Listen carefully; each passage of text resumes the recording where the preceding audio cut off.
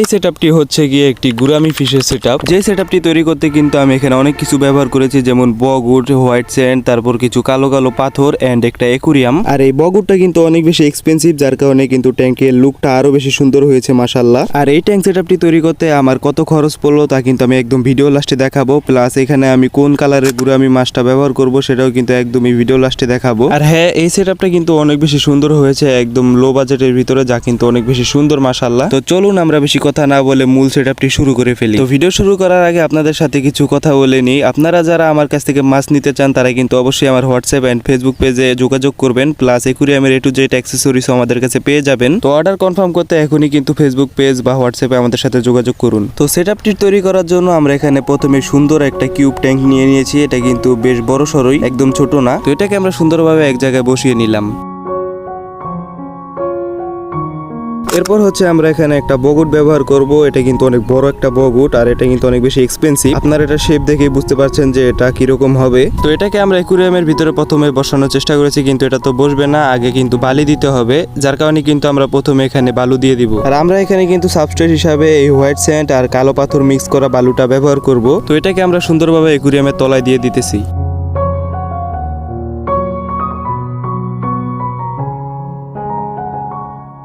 ওকে, আমাদের এখানে বালি দেওয়া হয়ে গেলে কিন্তু আমরা একটা বগুড ব্যবহার করব। আর বগুড হিসাবে কিন্তু আমরা এই বড় একটা বগুড ব্যবহার করব। আর এই বগুডটা এত বেশি সুন্দর মাশাআল্লাহ, এটা কিন্তু ট্যাঙ্কে দিলে ট্যাঙ্কের লুকটাই বদলে যাবে, কারণ এটা কিন্তু একদম একটা পাহাড়ের মতো। তো এটাকে আমরা সুন্দরভাবে অ্যাকুরিয়ামে প্লেস করলাম, কিন্তু তার আগে আমরা কিন্তু এখান থেকে কিছু বালি সরিয়ে নিব, যাতে করে এটা আটকে থাকে ট্যাঙ্কের ভিতরে এবং দেখতেও যাতে সুন্দর লাগে।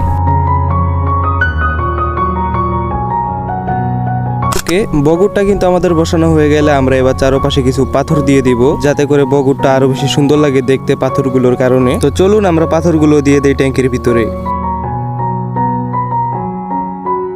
আমার এখানে পাথর বসানো হয়ে গেলে কিন্তু এখানে আমি আরো একটি ছোট বগুড় ব্যবহার করতে চেয়েছিলাম, বাট ট্যাঙ্কটা কিন্তু বেশি হিবিজিবি হয়ে যাবে, যার কারণে কিন্তু আমি ট্যাঙ্কের ভিতরে এটা দিয়ে আবার পরে সরিয়ে ফেলেছি।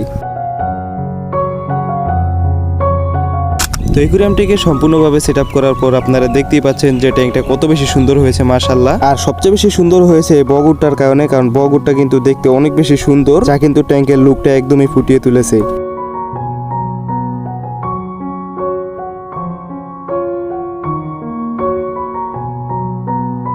ওকে, এখানে আমাদের সবকিছু তো কমপ্লিট হয়ে গেল, এবার শুধু পানি দেওয়ার পালা। আমরা কিন্তু এখানে সুন্দরভাবে পানি দিতেছি বগুড়টার উপরে, যাতে করে ট্যাঙ্কটা ঘোলা না হয়ে যায়, বাট ট্যাঙ্কটা কিন্তু ঘোলা হবে একটু একটু। তো চলুন আমরা পানি দিয়ে ট্যাঙ্কটাকে ফিল আপ করে দেই।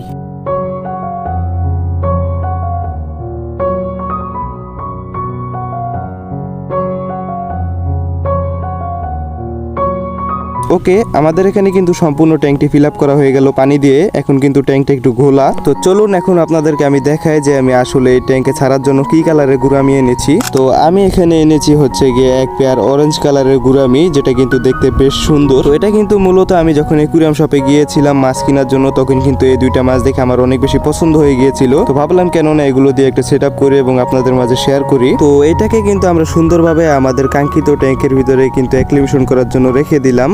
আধা ঘন্টার মতো কিন্তু আমি ট্যাঙ্কের ভিতরে মাছটা অ্যাক্লিমেশন করব।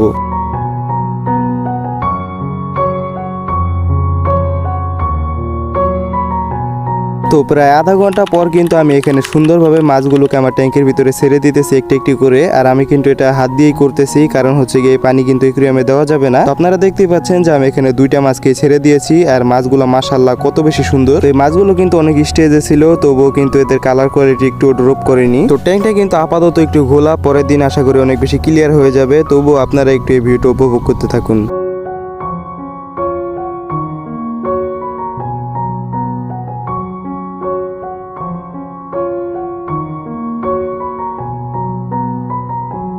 তো এটা কিন্তু মোটামুটি একটা সুন্দর গুরামি সেটআপ হয়েছে। আপনারা চাইলে এরকম একটা সেটআপ তৈরি করতে পারেন। আর এই সেটআপটি আপনাদের কাছে কিরকম লেগেছে তা কিন্তু অবশ্যই আমাকে কমেন্ট করে জানাবেন, কারণ এসব ভিডিও বানাতে কিন্তু আমার অনেক বেশি পরিশ্রম হয়। তো ভিডিওটি ভালো লাগলে একটা লাইক এবং চ্যানেলটি একটি সাবস্ক্রাইব করবেন। আর হ্যাঁ, আপনাদেরকে আবারও একটা কথা বলি, আপনারা যারা আমার কাছ থেকে মাছ নিতে চান তারা কিন্তু আমার ফেসবুক বা হোয়াটসঅ্যাপে আমাদের সাথে যোগাযোগ করতে পারেন। এবং মাছের পাশাপাশি কিন্তু অ্যাকুরিয়ামের জন্য যত প্রকার অ্যাক্সেসরিজ লাগে সব আছে, প্লাস খাবার সবকিছুই কিন্তু আমি এখন সেল করে থাকি। তো আপনাদের যাদের যাদের দরকার তারা কিন্তু অবশ্যই আমার এই স্ক্রিনে দেওয়া নাম্বারে যোগাযোগ করবেন। তো আজকের ভিডিওটা এই পর্যন্তই, পরবর্তীতে কি সেট আপ করবো তা কিন্তু অবশ্যই কমেন্টে জানাবেন। আর এখানে কিন্তু আপনাদেরকে একটা লিস্ট দিয়ে দিতেছি, এখানে মূলত আমাদের আজকে সেট আপের মোটমাট খরচ, তো সব মিলিয়ে কিন্তু আমাদের সেট আপটা বেশ সুন্দর হয়েছে মাশাআল্লাহ। আর আজকে কিন্তু আমি কোনো প্রকার প্লান্ট এখানে ব্যবহার করিনি, কারণ এটা কিন্তু আমি প্লান্টেড করতে চাইনি। এটা হচ্ছে একটু স্কেপ টাইপের একটা একুরিয়াম সেট আপ। তো আপনারা চাইলে এরকম একটা ছোটখাটো সুন্দর একুরিয়াম সেট আপ করতে পারেন। তো আজকের ভিডিওটা মূলত এই পর্যন্তই। সবাই ভালো থাকবেন, সুস্থ থাকবেন। আসসালামু আলাইকুম।